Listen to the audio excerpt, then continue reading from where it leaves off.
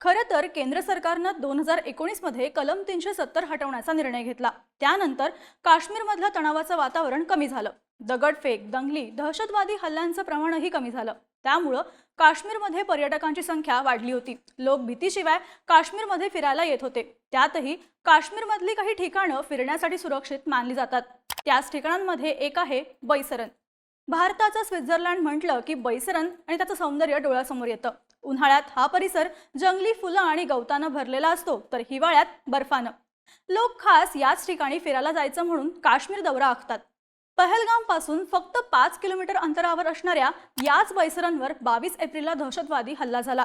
यात जवळपास 26 जणांचा मृत्यू झाला। लोकांना ज्या प्रकारे मारण्यात आलं ते आपल्याला व्हिडिओ आणि बातम्यांमधून पाहायला मिळालं। त्यामुळं आता बैसरन किंवा पहलगाम म्हटलं की डोळ्यासमोर येते ती लग्नानंतर 6 दिवसात आपल्या नवऱ्याला गमावलेली, हातात चुडा असलेली ती तरुणी, आपल्या कुटुंबाला वाचवून स्वतः दहशतवाद्यांचा सामना करणारे आयबी ऑफिसर आणि कलमा वाचता आला नाही म्हणून जीव गमावलेले लोक।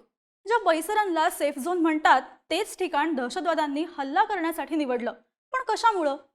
इथं पुरेशी सुरक्षा नसल्याच्या चर्चा का होत आहेत? बैसरनलाच टार्गेट करण्याची कारणं नेमकी कोणती आहेत?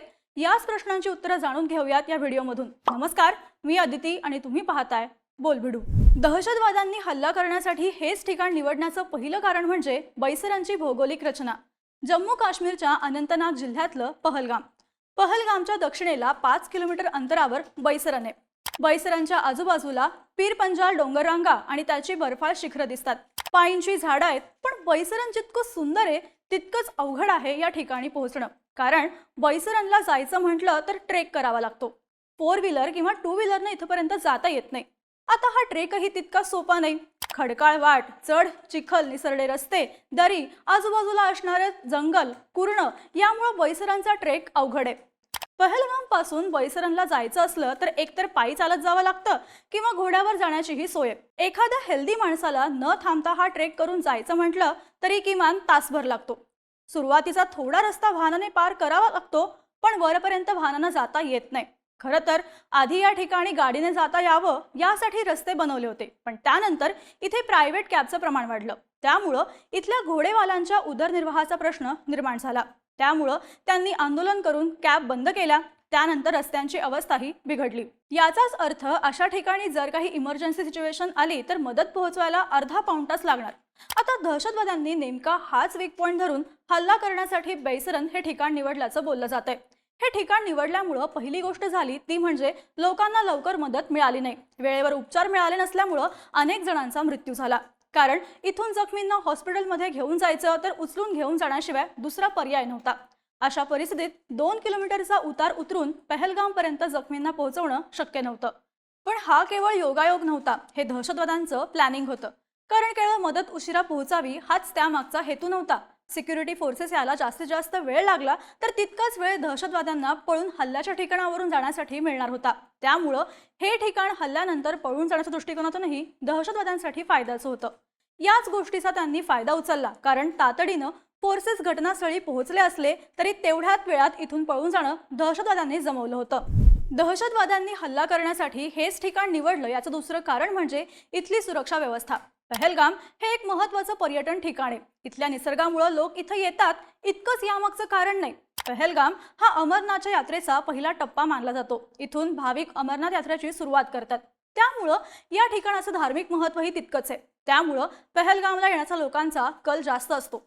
मागच्या वर्षी अमरनाथ यात्रेला 5 लाखांपेक्षा जास्त लोक आले होते। त्यातले बरेच लोक बैसरनलाही गेले, तर दरवर्षी काश्मीरला येणाऱ्या पर्यटकांची संख्या वाढत गेली। तसं बैसरनला येणाऱ्या लोकांची संख्याही वाढली। त्यातही मार्च ते जुलै या महिन्यांमध्ये रोज शेकडो पर्यटक 30 एकरवर पसरलेलं बैसरन बघायला येत असतात। पण धक्कादायक गोष्ट अशी की काश्मीरमध्ये असलेल्या या भागात जिथे इतक्या मोठ्या प्रमाणात पर्यटक येतात तिथे सुरक्षा व्यवस्थेचा अभाव असल्याचं बोललं जातं। आणि नेमक्या याच गोष्टींचा फायदा घेत दहशतवाद्यांनी बैसरनला टार्गेट केलं अशी ही चर्चा आहे। बैसरनला गेलेले एक पर्यटक म्हणतात, आम्ही पहलगाम पासून बैसरनला जात होतो तेव्हा रस्त्यात आम्हाला एकही पोलीस कर्मचारी किंवा सैनिक सुरक्षेसाठी तैनात असल्याचं दिसलं नाही। मुळात बैसरनला सेफ झोन मानलं जायचं, त्यामुळं या ठिकाणी फारसे सुरक्षा रक्षक नव्हते असंही सांगण्यात येतंय।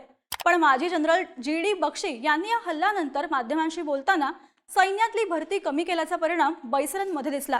ही भरती कमी झाल्यामुळे जे सैनिक आता सेक्टर 9, RR या तुकडीत काम करतात त्यांना 2 भागांवर लक्ष ठेवावं लागतंय. बैसरांचा डोंगराळ आणि दाट जंगलाचा भाग विचारात घेता इथं जास्त सैनिकांची गरज होती असा दावा त्यांनी केलाय. काही दिवसांपूर्वीच संरक्षण मंत्रालयाने भारतात 1 लाख सैनिकांची कमतरता असल्याचं सांगितलं होतं.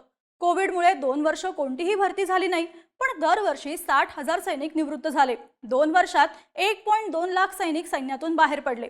2022 मध्ये लॉन्च झाल्यापासून अग्निपथ योजनेच्या माध्यमातून दरवर्षी 40,000 सैनिकांची भरती होते, पण अजूनही कोविडच्या वर्षांमध्ये निर्माण झालेली तफावत भरून काढता आलेली नाही.